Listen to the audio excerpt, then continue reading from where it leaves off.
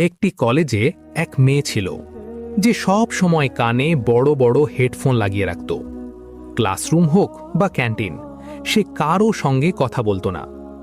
তার সহেলীরা প্রায়ই তাকে নিয়ে মজা করত, বলতো ও তো খুবই অহংকারী, সব সময় গান শোনে, দুনিয়ার কোনো খবরই রাখে না। কিন্তু কেউ জানত না তার নীরবতার পেছনে লুকিয়েছিল এক অন্য গল্প। হঠাৎ একদিন এক ভয়াবহ দুর্ঘটনায় সেই মেয়েটি ইন্তেকাল হয়ে গেল। খবর পেয়ে তার মা কাঁদতে কাঁদতে কলেজে এলেন মেয়ের জিনিসপত্র নিতে।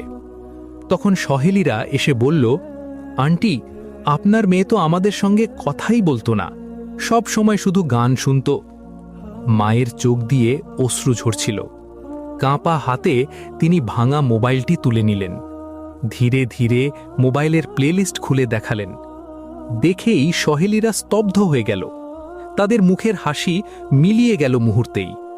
কারণ সেই মোবাইলে একটাও গান ছিল না, ছিল শুধু কোরআনের তিলাওয়াত আর দ্বীনের বয়ান। মা ভেজা কণ্ঠে বললেন, আমার মেয়ে বলতো, আম্মা, কলেজে মেয়েরা অনেক গীবত করে, আমি আমার কানকে গুনাহ থেকে বাঁচাতে হেডফোনে আল্লাহর জিকির শুনি। এই কথা শুনে সহেলীরা লজ্জায় মাথা নিচু করে ফেলল। কারোর চোখে জল, কারোর মুখে নীরব অনুশোচনা। সত্যি, কারোর নীরবতাকে কখনো অহংকার ভেব না।